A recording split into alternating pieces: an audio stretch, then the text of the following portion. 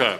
Thank you, Mr Gray. Can I begin by paying tribute to my constituents in Stirling who are highly engaged on this topic, and especially the young people in the high schools in Stirling. They are absolutely on the ball with this and are taking a lead that I am glad to be able to follow. Because I think we owe it to the British people to talk plainly about the implications of the commitment we've made in this Parliament to get to net zero by 2050, because my honourable friend is right. It will not be easy to achieve it. We need to spell out the options and do so clearly in a grown-up way, in a way that our young people, I think, do actually grasp. And if I've learned anything in the House of Commons since arriving in this place, is that if we unite and we work across parties on this issue, we can get the job done. We have an obligation to the present, but we also have a bigger obligation, in my view, to the generations that follow. We have both a special responsibility and an opportunity. That responsibility already laid out because our country led the world into the first industrial revolution, and an opportunity because we can lead the world again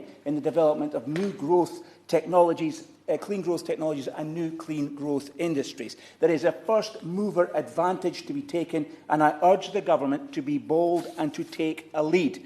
Now, if I may, in the interest of time, talk about one area where the government can take a lead, and by which a certain sound will be heard by private investors, who will then calibrate their calculation of risk and will move in to this sector, and that is the area of carbon capture, usage and storage. I have the privilege of serving on the Bay Select Committee, and we published a report on CCUS, and the first recommendation of that report was this, that the government view CCUS primarily as a tool for decarbonisation rather than as an extra cost on power generation.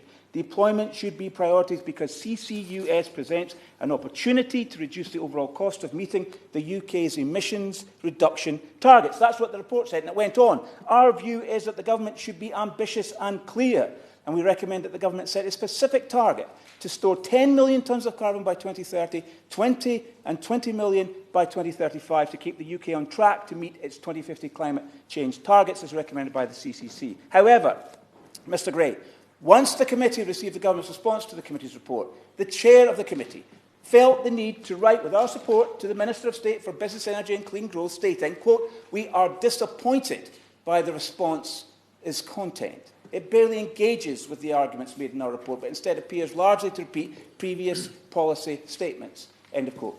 And the chair went on, "Please could you explain why you have not committed to supporting CCUS where and whilst it remains the cheapest route to decarbonisation?"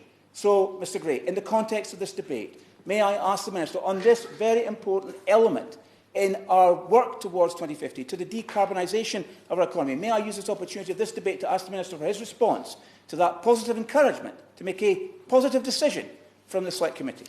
Melanie On.